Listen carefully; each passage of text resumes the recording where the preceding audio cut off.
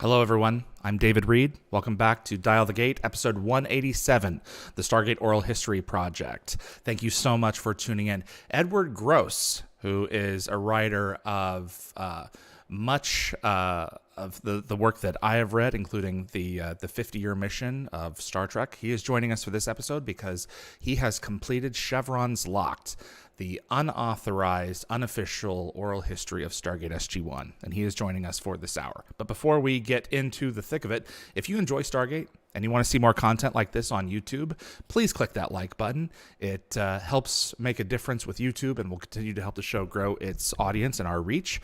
Please also consider sharing this video with a Stargate friend, and if you want to get notified about future episodes, click on the subscribe icon. And giving the bell icon a click will notify you the moment a new video drops, and you'll get my notifications of any last-minute guest changes. And clips from this live stream will be released over the course of the next several days on both the Dial the Gate and GateWorld.net YouTube channels. As this is a live stream, we've got moderators in the YouTube chat who are going to take your questions for Ed. I'll be giving them to him at the second half of the show. And until then, he and I are going to catch up. Edward Gross, author, Chevrons Locked, the unauthorized, unofficial SG-1 oral history. How are you, sir? I am good, David. I'm really good. Thank you for having me here. Thank you for being here. Experience doing a live broadcast. Oh, we're gonna have fun. So, who is this Kryptonian behind you, and why is this Kryptonian behind you? One would call it an obsession. It is Superman. Of course, and my comic rack. My family indulges me, my kids and my wife. I've been a lifelong Superman fan, and it felt right since in June I have my next book coming out called Voices from Krypton, which is an oral history of Superman. So got to self-plug wherever I can. So there you go. Absolutely. Why Superman? What do you relate to about him, or what is it about him that makes him exceptional for you? I fly, so I identify. No, when I was a little kid, I think I discovered the Adventures of Superman reruns when I was like 5 years old in the '60s, in '65, and fell in love with the character. And then my father had one comic book he ever had. In fact, I have it here. It's called The Illustrated Story of Dogs. All right, so I fell in love with the comic book medium with that. And then I discovered that there were Superman comic books I did not know. So that started that obsession. And I started watching every version, reading every comic I can get my hands on that had the S in it. And as I got older, of course, I went from actor to actor playing the character and have loved it straight till today. Some are better than others. But the point is, what it really is for me is I've always tried is a qualitative word here, to live a good life and to do the right thing and to pass that on to my children. And the thing about Superman as he's evolved, it's been about hope. It's been about, like Mark Waid, the writer of Kingdom Come and Superman Birthright, he put it to me best. He said, this is a guy who has the power to do anything in the world he wants, and he chooses to do what's right. Mm-hmm. I try to do what's right as best I can. I'm no Superman. So there's something about that, though. In the darkness, you want to cling to a little bit of hope. And that's what that character, as cliched as that sounds, that's what the character is for me. So. Wow. Well, I mean, I think for me as a very casual fan, it represents the essence of taking action on what's right and calling out what is unjust. Absolutely. Truth and justice, and a better tomorrow. Yeah. It used to be the American way. It's right. Interesting watching the character evolve. We could go an hour on this, but I mean, I've been impressed with some live action adaptations, not so impressed with others. But I think at the end of the day, he's one of those American icons that are just going to continue to persist. And it's every new generation is going to explore him a little differently based on, frankly, its own values and standards. So it's a wild, absolutely wild property. It is, and it's been in production since 1940 in some form. Wow. I mean, seriously, the radio show debuted in 1940. The Stargate people out there are like, shut up about Superman. No, you're fine. But the radio show debuted in 1940, There's been a version through every decade since, and we're getting ready. Henry Cavill's finished now, and now we're moving on to whoever it's going to be in Superman Legacy in 2025. It just keeps going. It's really Wow. amazing. Yeah.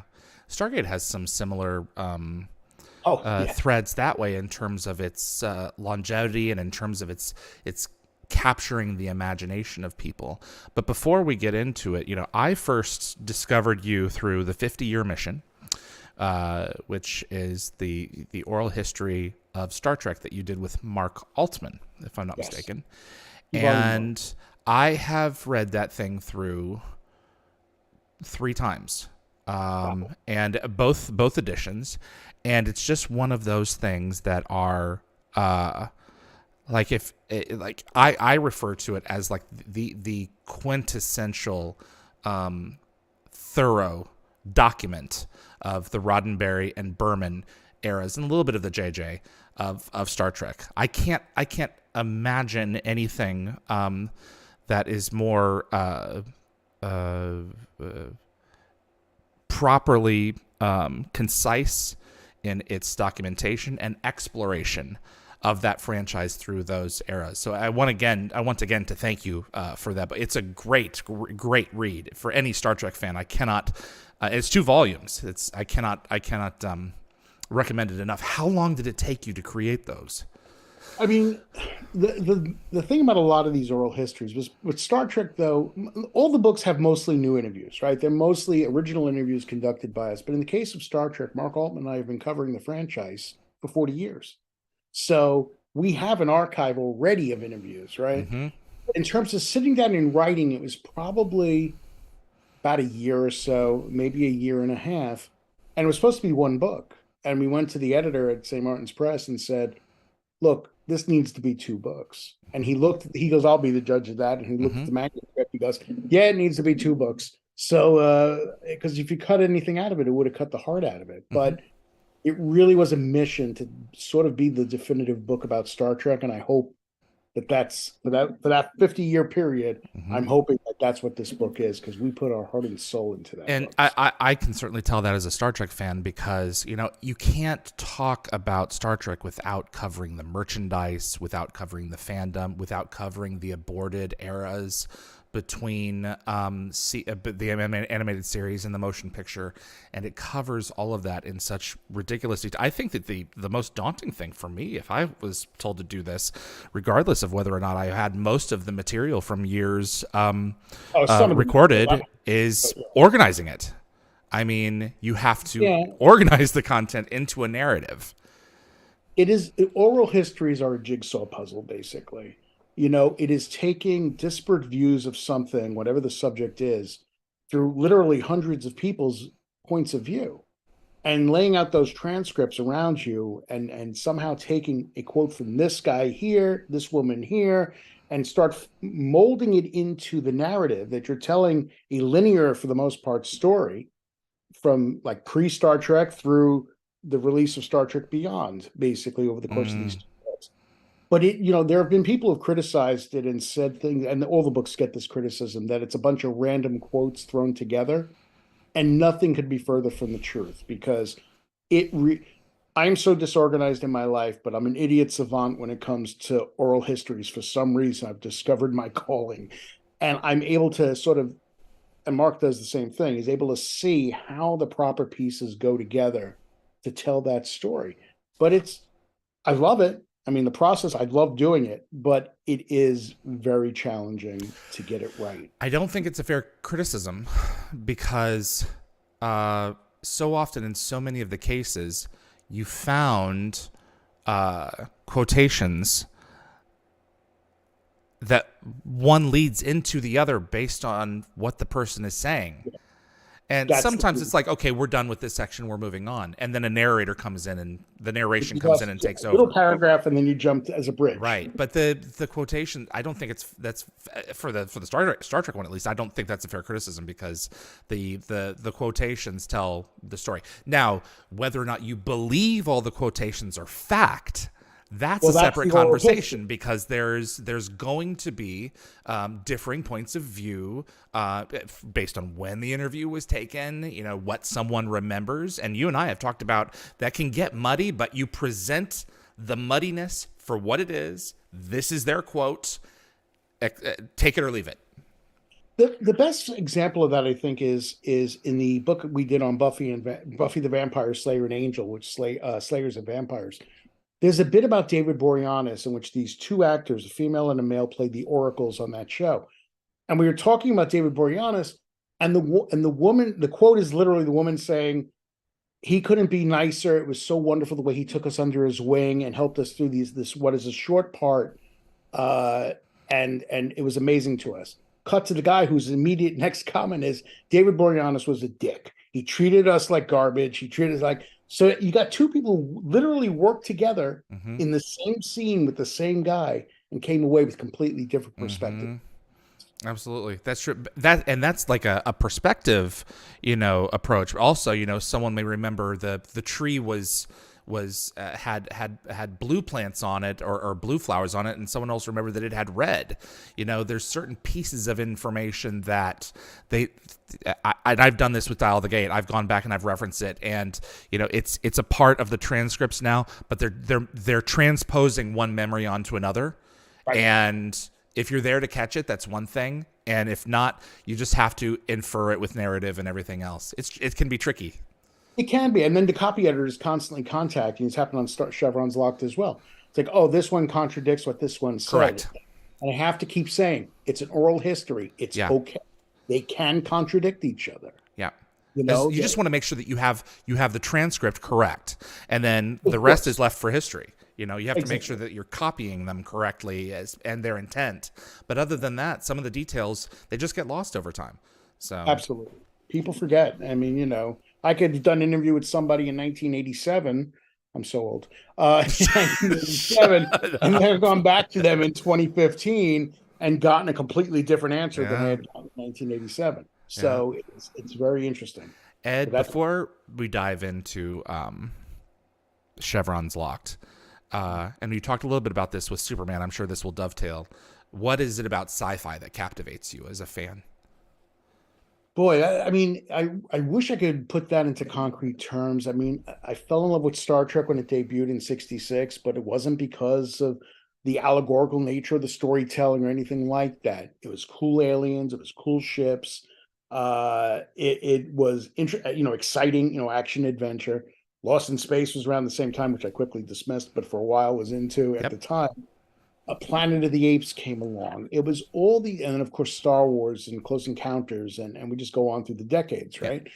And it's just a genre that to this day continues to just capture my imagination by the possibilities it offers.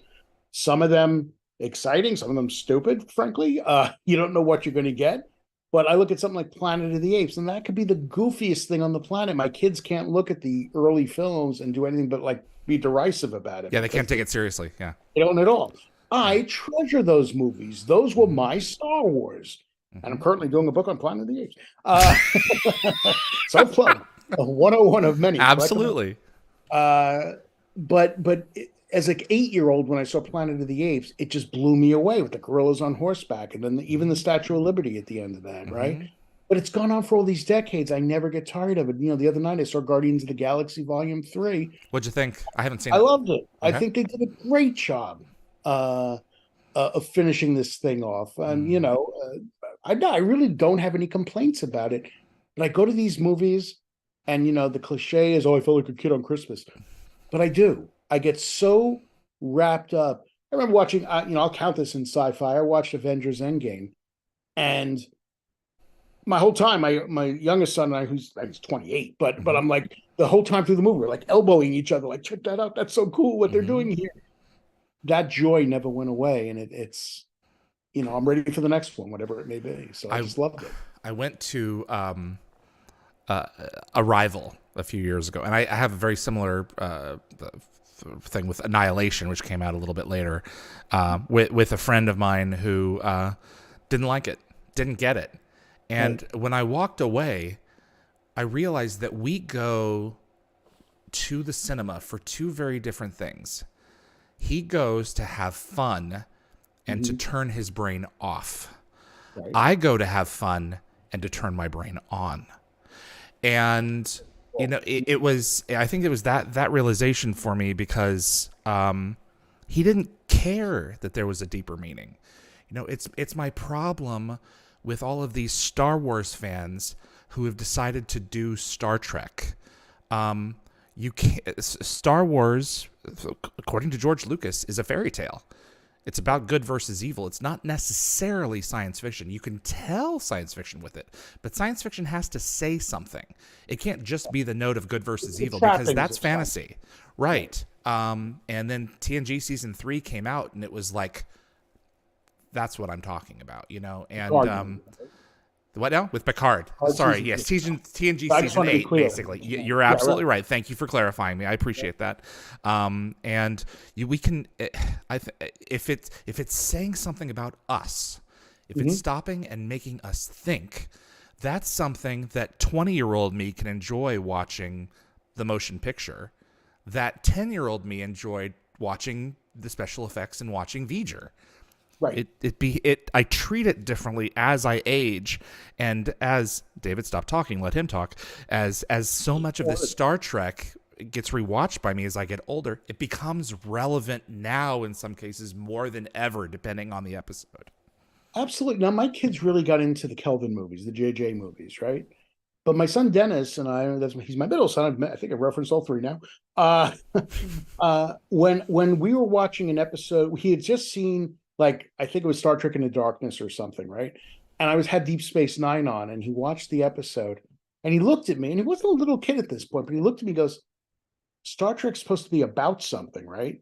Yeah. And it's like, he got it. Watching DS9, he got that it was about something, which is not, and I love the most of the JJ movies, so I'm not putting them down at all, because they're a good, fun adventure that capture the essence of Star Trek enough for me that I'm happy with it for the most part. But they're just big adventures. And the fact that he latched on to the fact that it's supposed to be more about ideas. At 10. Yeah, I mean, it's like amazing to me that he got it. And, you know, most people don't. And, you know, understand it. They're like, oh, give me wham, bam, you know, action adventure. And I do prefer, like you, I prefer the allegories, you know, when Captain Kirk was tearing down disintegrating chambers because people were watching to their death as an analogy of Vietnam. Yeah. That to me is a heck of a lot more interesting than even on TNG, where the promos would be, can Worf be a single father on Star Trek The Next Generation? Well, that's kind of interesting, but it's not quite the weight of. Yeah, look at me, Mr. Spock. I am black on the right side. Lokai is white on the right. All of his people are white on the right side. A little over the top, but over the head. Well, I mean, but still, the fact that they couldn't, for the Federation people, it was like, you're the same species. What are you talking about? And for that culture, it was as important as anything, you know. And it's just. You're right. It's a little bit obvious, but you know, that's what sci-fi does, I think. And 95% of that with Star Trek, you can transfer right into Stargate in terms of what it does. Oh, it's absolutely. The same kind of content. That was back in 97. That's what I thought. The movie was like a near miss. I thought it was good. It didn't blow me away, the original theatrical movie. I thought, like, I had the opinion that those guys, Emmerich and Devlin, made movies that were almost great, just a little short of being great movies, you know. But the show captured my imagination pretty quickly on. When it did, although there were a couple episodes, it was like, oh my God, you ripped off the worst episode of The Next Generation. Why would you do that? They have to find their footing. They have to figure out what they are. All shows have to do that, yes. Of course. Yeah. Give me a little bit more. So yeah, I agree with you about Stargate, the feature film. It's a fine film. And it plants the seeds that Brad and Jonathan and Robert watered and gave sunlight. Oh, there's no question. That is the beauty of it. You know, you look at they saw it too, I think, in the beginning, when you look at the concept of the Stargate, and especially when you expand it beyond like 2 channels, and you know, you're going to the one place in the Earth and the other place, and that's it, and it's done. They saw the possibilities of the Stargate, And, Mm-hmm. and the comparison kept even. I mean, I know everybody knows this now, but the comparison I kept getting from them interviewing for this book was it's the Enterprise. It's their version of the Enterprise, getting them, or the transporter, getting them instantly to where they have to be, basically. So yeah, it got to, first of all, it had that extraordinary life of 10 years and 214 episodes, not counting SG-1. Yep. right? SG-1. That's what I'm referring to, SG-1. Uh, to me, that's astounding for a sci-fi show, first of all, to have lasted 10 years. Blows my mind. And it was still at the top of its game when it ended. And I probably just went off on a weird tangent there. It didn't jump the shark. Now some people left when Rick left. They weren't interested in a Stargate that didn't include Rick. And I remember watching this in the forums. Just a number of people just said, "It's been great, best of luck, truly, but we're done." But it had to transform. It had to do like what MASH did.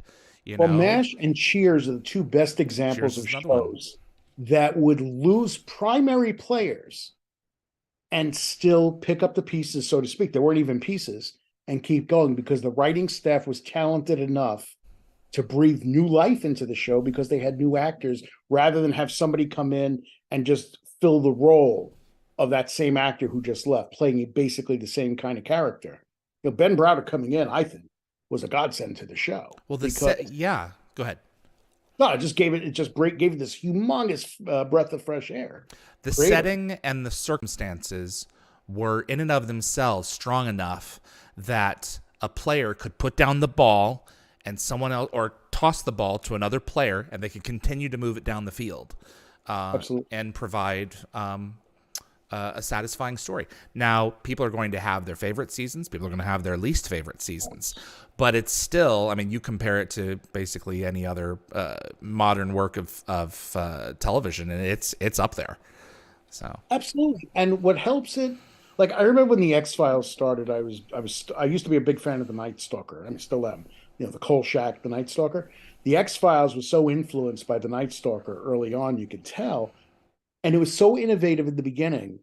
And they would have these mythology episodes with dealing with the UFO and the abduction of Mulder's sister and all this stuff.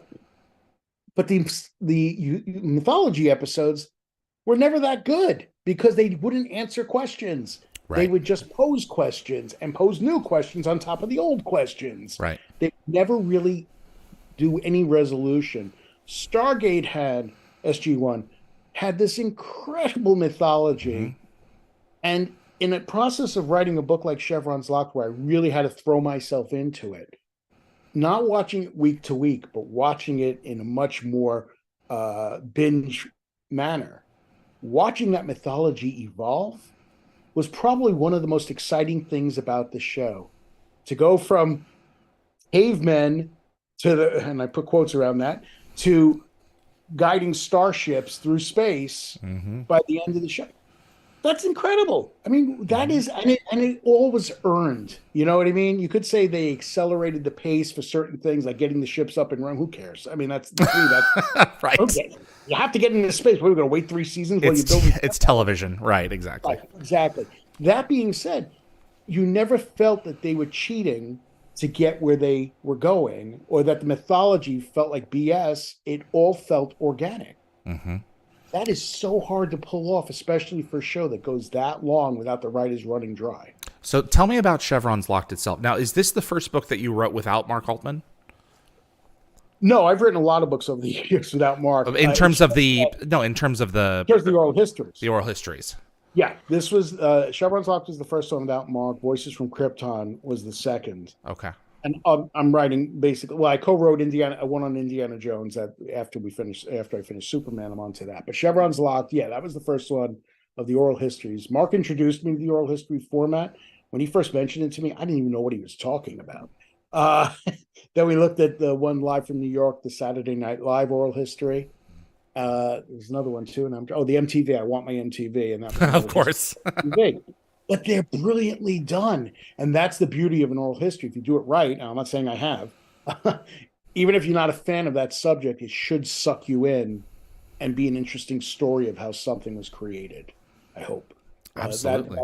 attention. So how did So, you? What were your what what was your intent in creating this, and who were the first people you reached out to? Tell me about the process. well, the process was originally I was doing the book for Eagle Moss, which went Right. under, of course.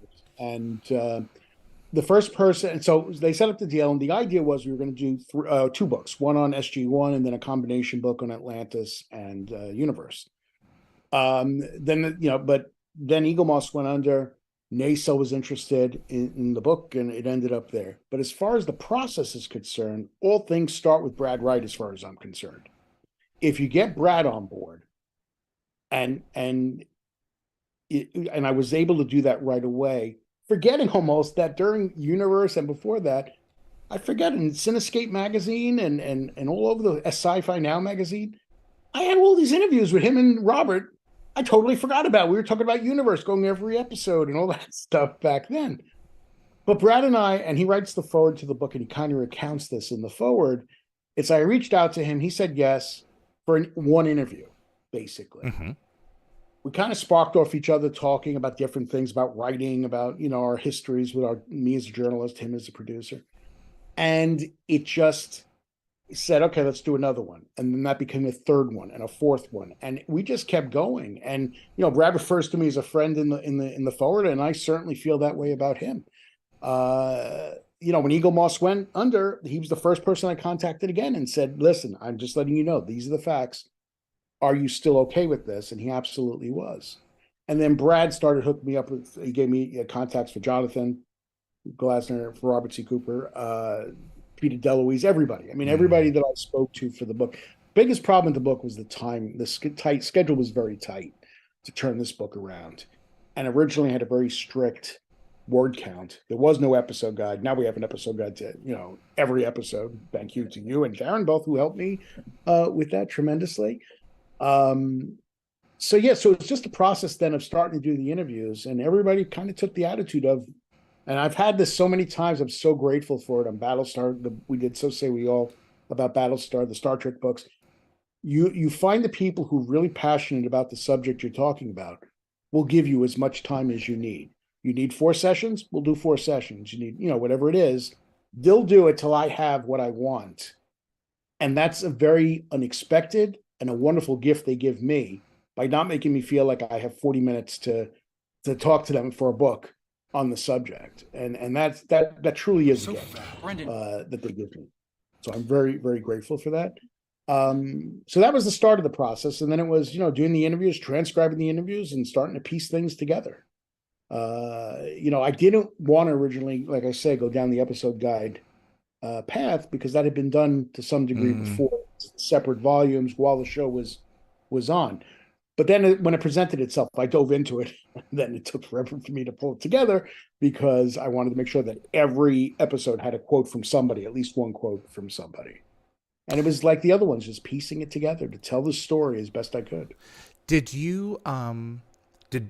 Brad help you determine the shape of how it was going to go in terms of the content, or did you already have that pretty much locked? Pardon the pun.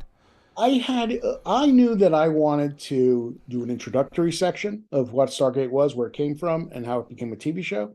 I wanted to do a thing on the cast, and rather than do the cast from like, all right, we're introducing the cast and then we'll keep telling their history when they join the show and all that stuff. No, I wanted to give each cast member their section of the book, and then interweave additional quotes from them throughout, basically. But I made a point of that. But as far as Brad, no, Brad had absolutely, nor did he try. I didn't ask, he didn't try. For me, it all forms as the interviews are happening. I'm not quite sure what it was. I knew I was going to do something on the mythology. Originally, I was planning on doing something on the effects, but that didn't work out. So that's not really in the book that much. So the idea is, it's kind of how I do an interview. People sometimes will say to me, can you send me a list of questions? And I have to say to them, I don't write questions because I want it to be conversational. My philosophy is, you do have a conversation with somebody and carve the interview out of the conversation. That's the way I've always done it. And with Brad, it was like that too. We just kept talking about different things. Like, all right, today, let's talk about the mythology. Let's talk about this. Let's talk about that. And again, when I did that with everybody, I spoke to Brad probably more than anybody, although Peter DeLuise made himself extremely available to me, which was really great.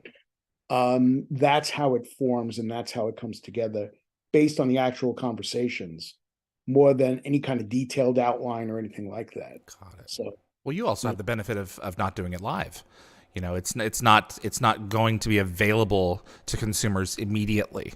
So with your subjects, they have the ability to, as I did with you when I was doing some of the quotes for this thing. Let me take a step back. Don't print that. Let me go at it Of again. course, yeah. But it's the And joy of the perspective of today rather than when it's happening.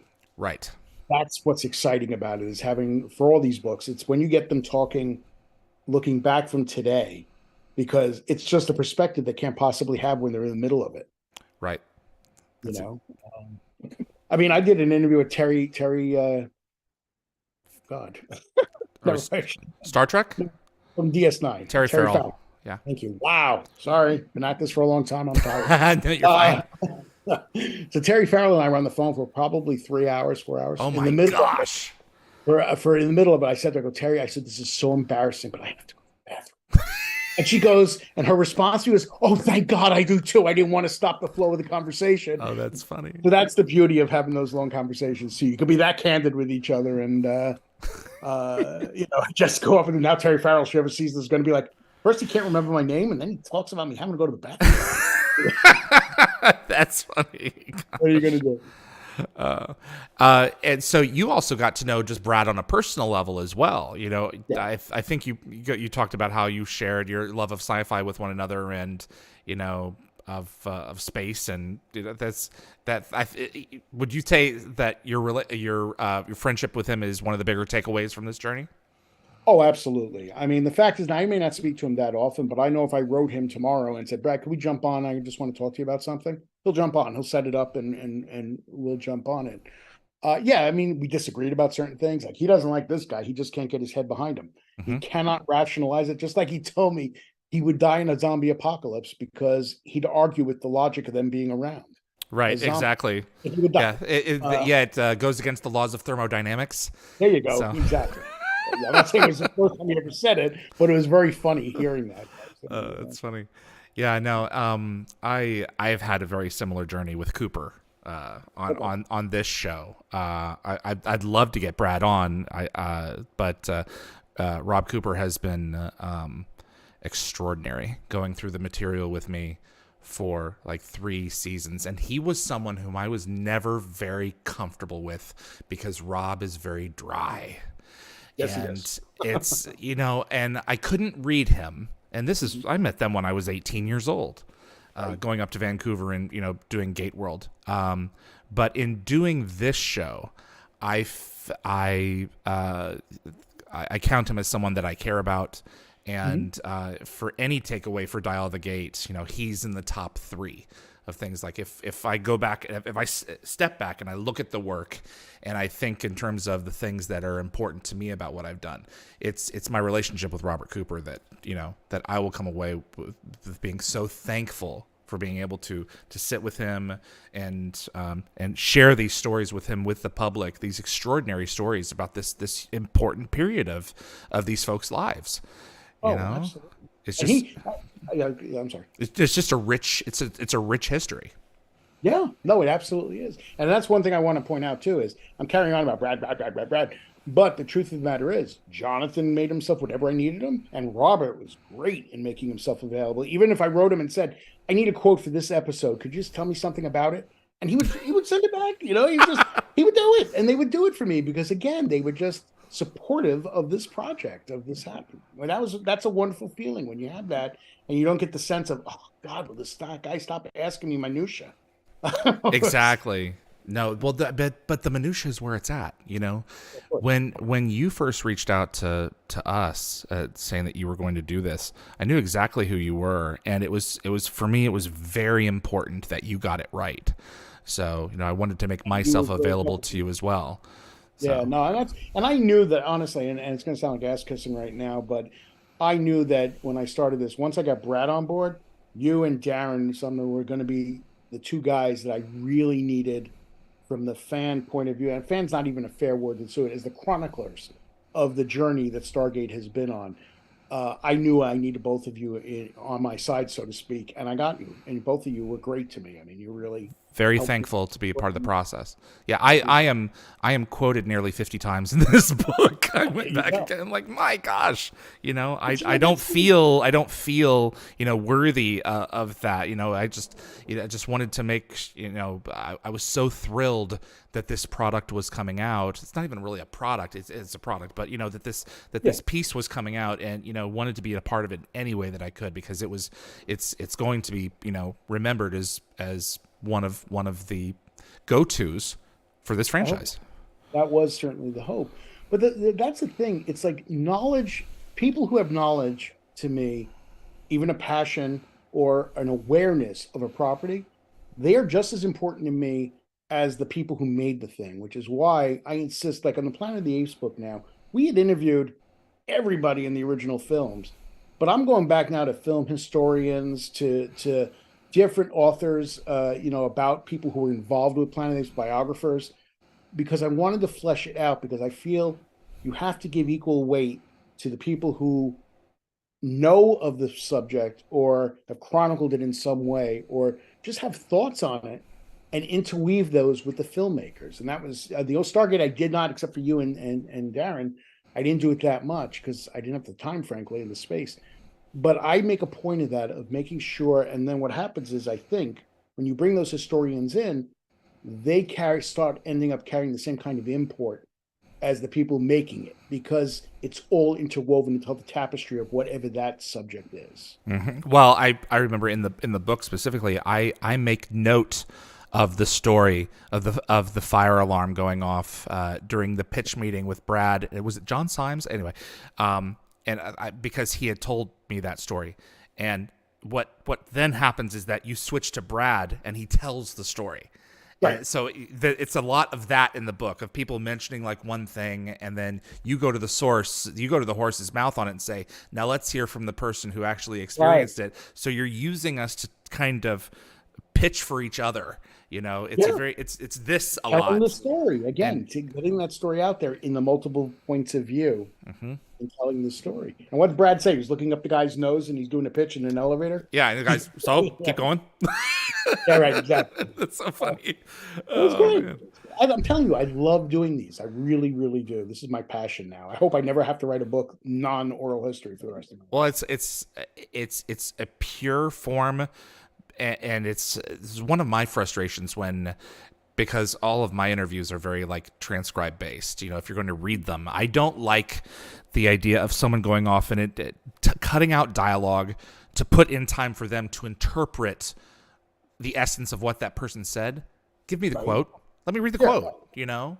So, who among the cast did you enjoy speaking with? Cast was a challenge, I have to tell you. Okay. Ben was great. I mean, Ben to me was the real standout because his passion for it, again, that passion thing was very important. Cast members were difficult, though. Richard Dean Anderson said he would talk to me. He told Brad he would talk to me a few times. He ultimately didn't. Nothing personal, Rick. Yeah. Uh, so that's in the situation where you have to depend on either people who have done interviews with or convention appearances and sort of that kind of thing. And in fact, I found some convention appearances with Rick that he just told these amazing stories about being a teenager and bicycling and stuff like that are just incredible stories. And then you have other people then who I did interview commenting on those on top of that. So it just fleshes it all out. But I'd say of cast, Ben is the standout for me, though, because I just love that story, which everybody knows, of his first episode, right? Where he didn't want the camera on him. He wanted his looking at the Stargate and the camera moving to the Stargate. And when he told me that, I was like, wow, that is an actor without an ego. I mean, that is a guy who's just cares about the show, is trying to, convey that. So He had so that also inhaled the franchise before he went and saw it. And they kind of incorporated that into his character, like he was an SG-1 historian, Mitchell was. And so when he's on that set with that character, with that gate, he knew what the show was about. absolutely. And it makes a lot of sense. Yeah. So But the majority of my interviews were behind the scenes people. That was the majority of original interviews that I conducted with that. And really, they do take up the lion's share of space in the book because they're the ones who are behind the scenes crafting it. You know what I mean? But and they haven't given so many interviews over the years either. You know, if you go and look, you can find reams of interviews with Amanda and Michael. right, But that's again, you know, to go back to Dial the Gate for a moment, that's really what I've enjoyed as well, because there are some of these stories that'll just pop into their head as we're talking, you know, about X, Y, or Z. It's like, oh, I've got to tell you this, and I'm sitting here I've covered this most of my life, and it's like, I never knew that, or that feeds into that thing that I knew about that. And right, it's just wild to, you know, that's just something just will just pop into their frond, if I can right. use the show's mythology a little bit, and we get a treat of something that we didn't expect to hear necessarily, that they didn't even expect to occur to them. That's always the joy, especially when you have. I had that on Superman. Mark Waid did a conversation about one of the editors of DC in the '60s, who and he had a horrible reputation, the editor, and he came away with this psychological looking at this guy and offered up what his comics he tried to put in his comic were part of the man's own psychosis, basically, and or psychological independence. And Mark said to me, he goes, I didn't even ever think about that before. And it just occurred to me now when we're talking about one of the editor. And I thought that was very cool that it opened up even him, giving him thoughts that he didn't even know he had about Superman, about the history of Superman. And that happens all the time with these Well, things. you're helping people put pieces together in a perspective that didn't occur to them, because Yeah. it's not necessarily the direction that they were coming at it. You Right. know, that's just how it is, and Yeah. that's a rewarding process, because to help an art to not even intentionally help an artist approach a piece of material in a way that didn't occur to them, you know, even years later, is still a wild experience. You know, Yeah. so. That's great. And that's part of the joy of this is getting those stories out there that people may not have heard. I mean, Trek, as you know, there were a lot of stories that came out in that book that Oh, that's generations and generations of stories there, though. yeah, So yeah. with a lot of conflicting, you know, reinterpretations over time. Roddenberry was the worst. You know, Oh, he loved to you know, adjust his mythology. So oh, constantly. yeah, And the views of him and all that changed, but obviously this is not a Star Trek show, so I probably shouldn't go too into deep right. into No, that. absolutely, yeah, for Yeah, sure. but yeah. Were there any specific revelations in the book that surprised you as a Stargate SG-1 fan, or was it just all a part of the process for you? It's part of the process, but it's also they got to understand when Stargate ended, I kind of moved away from it and went on to Mm-hmm. other things and all that. So I hadn't really given Stargate too much thought until this book came up again, and then suddenly it was like, you know, I mean, this book came up, and then suddenly it was like, all right, let me dive into this again. I think the thing that, and as I kind of said it earlier anyway, the thing that really, for some reason, my favorite section of the book is about the evolving mythology of the show. You know, in talking to him and how these things came about and how one element would spin off into another element, which would spin off to another element and create what is ultimately the mythology of Stargate SG-1. That to me was fascinating Mm, to hear from talking from different people who kept giving Robert the lion's share of credit for being the mythology guy. mm-hmm. I mean, they all contributed, but Robert, they kept saying, was the guy who really honed in on the mythology of the show. And that to me was fascinating. And also the discussion of, and I'm not saying it's unique to Stargate, but its evolution from episodic to more serialized in a lot of ways. I mean, As stories have evolved in their telling. yeah, and that's the thing. And there were elements that would be picked up.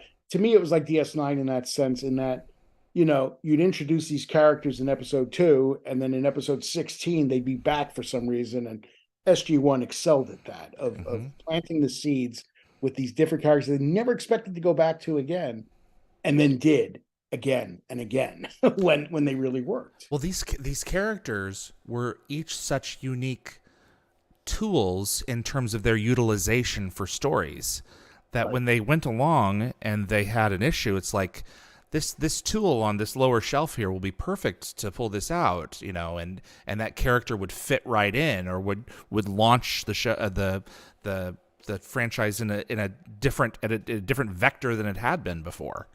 Absolutely. And that feeds into, even if the show wasn't serialized, it felt serialized Mm-hmm. because you were revisiting these storylines and these people, and that adds a realism to the show that a lot of shows don't do, because that's at that time they were so hell-bent on resetting everything at the end of Mm-hmm. the episode that you never got a chance to get that depth, to explore these different things.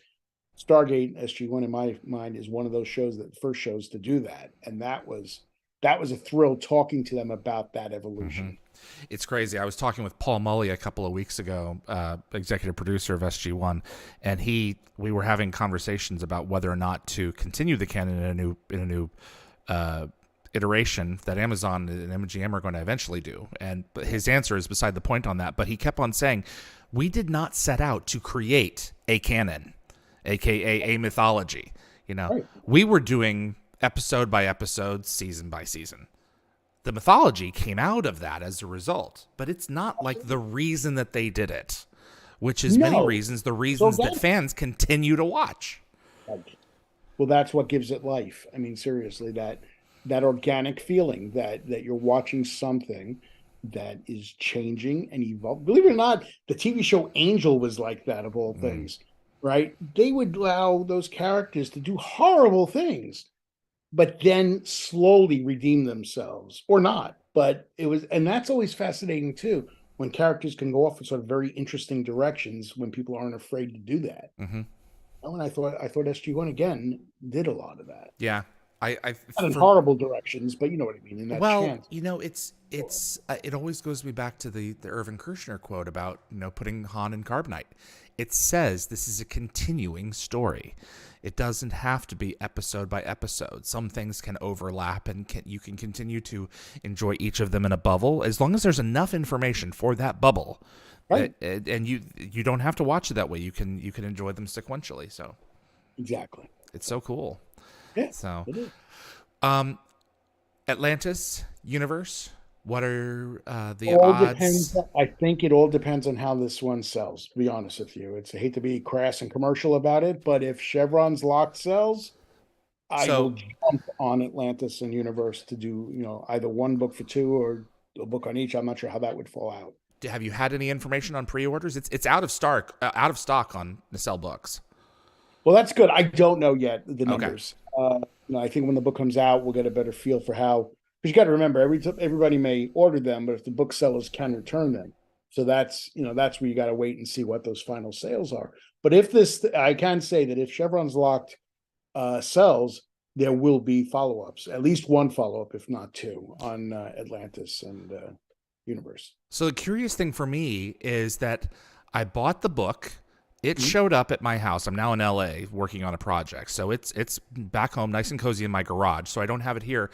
And then it said that on Amazon that the date's been moved, the release date's been moved to May the 16th. Do you have any idea what happened there?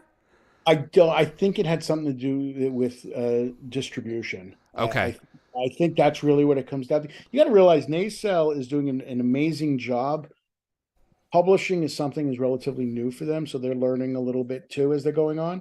Okay. On how to get the books out there, how to put the books together, how to get the books out there, that sort of thing. Okay. So I think that's part of it. It's part of the curve, like anything else. But the fact is, I have never seen a publisher so enthusiastic about what they're doing. But I think it's a distribution issue. Okay, understood. Yeah, because it was. I know a lot of people who are really wanting to get their hands on this thing, and I think it's going to do. I think it's going to do pretty darn well. I'm very hopeful that people are going to fall in love with it. Table of Chevrons. I'm just now noticing that. I'm searching inside the book on Amazon. Table of Chevrons. Yeah. I'm like, hold on. I got a little cutesy. You actually suggested. Don't you want to come up with a title like 50-Year Mission that'll really, grab people? And I wrote you back or called you back and said, Chevron's Locked. That's it. That's exactly. Okay, so we have to provide this with proper context. So all of your books have these amazing titles. And this one at this point was like, I forget what it was, but it was like the complete Stargate. It was like, it was like boring. Yeah, it was what would come after a colon. And it was like, you've got to give this thing a name. And so I'm thrilled that you ran with that, because I was like, he's gonna be like, David, it's fine.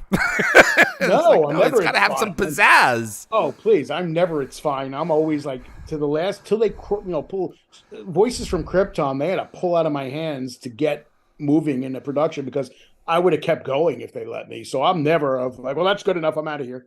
You Right. know what I No, mean? absolutely. That's one of my biggest problems. Is I can't let these things go until I can't. I have no choice. Art's never done. It's just set aside. Is that what they say? I So, don't know if that's what they say, or but I left hate. abandoned. Yeah, there you go. And yeah, it's like I'm always working. I remember when I was writing the Galactica book, Thanksgiving weekend of whatever year that was.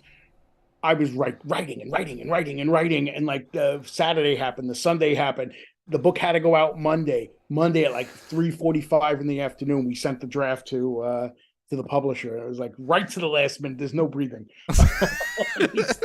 Same thing with Chevron's Lock. It was like I finished the episode guide. Wait, I got to finish it. And it was like that. It's just this. You want it to be. Look, people are going to criticize no matter what you do. You're going to get criticism. Of course. I expect that. I guarantee you, Superman is 720 pages long, and somebody's going to say, yeah, but he didn't cover this.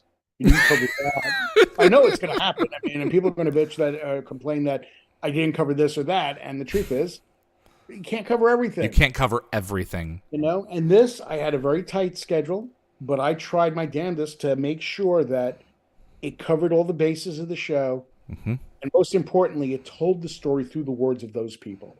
Mm-hmm. And I hope that they're happy with it, and I hope the fans are happy reading about it. I hope there's some new stories in there that maybe they don't know. I don't know if that's the case. As a contributor, I'm thrilled with it, and I'm really hope that people get their hands on it as fast as they can, because you poured out your heart and soul into this thing, and it's a product that will be on many a Stargate fan's shelf, so that they can reference as they move forward. That episode guide is a stroke of genius, because now you can have it next to you while you watch, and take away various quotes. Yeah. I wish there was more quotes, but again, I had to stop. That's the thing, absolutely. And hopefully we'll have the same for Atlantis and Universe. So, I mean, that is really the hope. So we'll see. But the funny thing about me is, for 15 years I was the editor of Life Story. 15 years of Life Story magazine, which was a magazine devoted mostly to teen subjects. Justin Bieber, NSYNC, Britney Spears, who cares, that sort of thing. But every time an issue came in, I cradled that thing like a baby. I mean, I would look at it, turn it page by page, and go through it. And that's how I am with these books. My heart is so into this stuff. All these years, I've been a journalist for over 40 years, and I love what I do. And so this is an honor for me to be able to do these books, the magazines, whatever it may be. This is perfect. It feeds into the what I have to talk about here. I've got some fan questions, and Gate World asks, what was it like being interviewed by someone else for a change? That is a really good question, because it's really weird for me. I'm very comfortable in the interview process. I think I do a decent interview. Mm-hmm. So, I'm very comfortable doing it. When it's turn though, and something I have to ask the question, am I gonna be a moron? It's easy to ask questions. Is it how hard is it to easy is it to answer the questions when you have to go more in depth, right? That's a lot harder when you're thinking on your feet, saying, okay, I feel this way. You don't even know how you feel half the time until you start expressing it. That's exactly right. Yeah, so I've done a few interviews, a few podcast interviews, a few print, online interviews, and now this is my first video interview that I'm doing. And it's nice, because again, I enjoy the conversing, and that's what this feels like, as a conversation. So yeah, so it's good. So there's really not a problem switching gears. Yeah, absolutely. And it's turnabout is fair play. Every once in a while, it's nice to be placed at it's something that you do yourself as an exercise to get work done. And now you have to be the one to promote the content as well. So right. I think it says something about you that you're able to go off the cuff now and turn things around with me live on YouTube. So it's live. No, I'm just kidding. It's just, look, I mean, it helps me too, because honestly, speaking about Voices from Krypton, I'm coming up with things like talking about my feelings about these subjects that I never really have thought about before. So it's fun. It's a good opportunity for me to really dig deeper into my own feelings about Stargate, about Superman, about Star Trek, whatever it may be. And someday when I write my memoir, just kidding, I'll now have this stuff. The book about writing the books. That's sort of. I think there could be a title in there somewhere. It could be. Yeah, we'll see. Jonas wants to know: will this book be available as an ebook in the EU? I think it's already available as an ebook. I mean, Yeah, it is. I think it's available on Kindle right now. Yeah, you should be So able to yeah, grab it yeah. In for fact, I sure. would go for the ebook because it's got all the nice formatting and everything. The textbook doesn't have some of the formatting that I Do put you, in do you for want some. to tell that story? I guess you Well, kind of just did. It I doesn't mean, have the it's just formatting that you wanted. that's really it in a nutshell. I Okay, mean, there was formatting, but they couldn't have been greater about making sure right. the ebook had all the formatting. So I have no complaints. There you go. It looks great. The cover illustration is wonderful. I think. I It's mean, really cool. Did you pick that artist, or did they come up with someone? I trying to remember. I came up with the artist in the sense of I think I saw him do a caricature somewhere, and it's like DC Stoltner, and he's going to hit me because I probably didn't pronounce his name right. But I found his art online, and I said, "Oh, do you?" And this is before I had the deal for Superman at Nacelle, and I just hired him to do a cover for me if in case I had to do it myself because my agent was having a hard time selling the Voices from Krypton, and Nacelle jumped on it. So I had a cover already done, and then I went to them and said, "I really love this artist to do the one. Why don't we make my oral histories? I'm doing like a dozen books for these guys, and it's like, why don't we make all the covers these caricature images, and that'll be sort of our calling card for the books." So they agreed. The Chevron's Locked one is great. The next one in Indiana Jones is amazing. So it's like it's exciting. It's fun. Also presenting an original piece of art that we can get away with because it's not copyright because it's Of caricature. course. Yeah. So that's where the artist came from. I found them, and now we're using them for each one of these, as far Well, as I there know. you go. Yeah, I love the one for Superman because it looks like comic cells, and Yeah, I'm hoping that your Indiana Jones one will be like a movie poster. to some degree, it is. I Okay. mean, it is. It like I said, it's. I think it's really good. I think you'd be really happy with it. Okay, that's legit. Lockwatcher wants to know: is there any particular episode that you consider your favorite of SG1? Wow, that actually is very tough. Yeah, 214. Narrow that down, Ed. It really, especially when I had to sort of revisit them in this Uh speed that I huh. had to revisit them here. So I mean, I enjoy the fun ones, the goofy ones like 100 and 200, and yeah, honestly, I can't even tell you. I Okay. mean, and people are going to say, well, he doesn't know the show. It's not that. It's just for me to pick one. A lot of the things that I like mostly are like a lot of the character moments, those quiet moments where you get those little revelations from them about each other and that sort of thing. Those are the moments that I treasure on this show, is because there's a lot of really good ones of that. Absolutely. Yeah. I think that's what most of us tune in for, those characters, Yeah. and how they play off of each other is what makes it gold. I mean, just watching Jack and Daniel just spar, Oh, you it can was mix any such one of them great up, and television. it works. I And it mean, works. different sparks in different ways, and that's the beauty of it. Absolutely. Jeremy Heiner, what did you think of The Expanse? We're assuming that you've seen it. To be honest with you, I haven't seen much of The I haven't Expanse, and seen it not either. because not because I'm not interested. It's because there are 2 million streaming Yep. shows, and my problem is when I'm writing these books, and I like to have the TV on, I need something I've seen already, because if Right. I don't, I'm constantly going You can't get or sucked into going it. It just has to be or I'm noise. doing this and I go, shit, what did he just Yeah, what you're did he fine. just say? And sorry, folks. And I have to hit the rewind button and start doing that. So again, I'm not working because I'm watching this, but normally I could have like Avengers on or Superman on or Star Trek on or whatever and not care because I'm just listening to it as background noise. Yeah, So The Expanse is even Darren at Gateworld says it's great.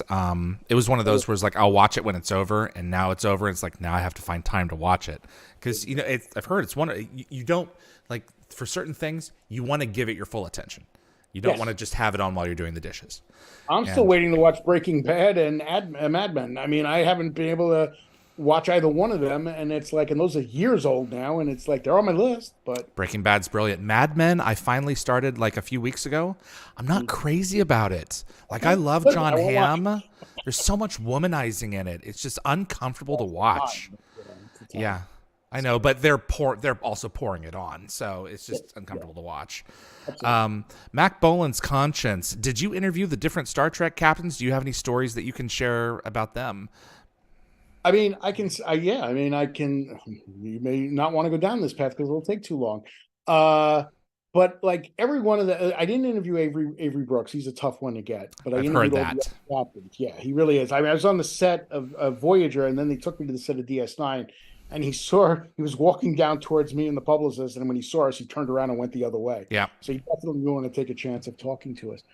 But like Shatner is, I've spoken to Shatner a number of times now, and I've told you some of the stories of of interacting with him. And he's a guy who, if you get him on a good day, he's great.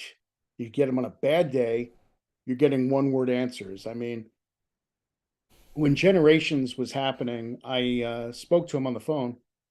I have to do something rude. I have to take a sip. I'm sorry. Please take a sip. You're perfectly fine. I don't want to interrupt the flow. What you got there? Sparkling ice, pink grapefruit. Quite good. There you go. Yeah. So there you are. So when I interviewed him for Generations, he just didn't want to do the phone interview I was on. And the conversation, I mean, this encapsulates it. I said to him, "This is the first Star Trek movie you're on the bridge without Spock, without McCoy." I would imagine that was very odd. And his response, exactly his whole entire response was, "It was odd. It got odder as time went on."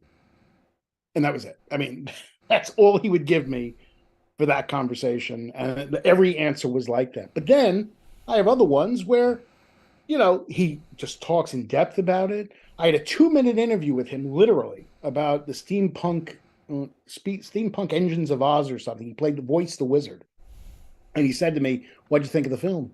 And I said, "Well, I thought the story was good. The characters were good. The animation was eh." And he says to me, "How do you spell eh?" And I said, "EH."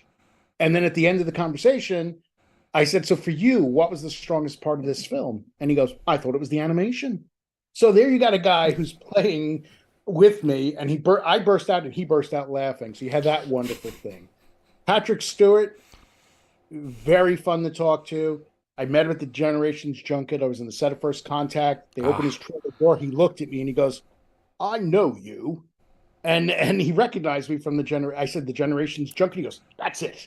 And then I went in and talked to him, and he told a wonderful story about how his first day on the set of Next Gen, where, everyone's laughing between scenes and stuff, and he's basically having a fit about it.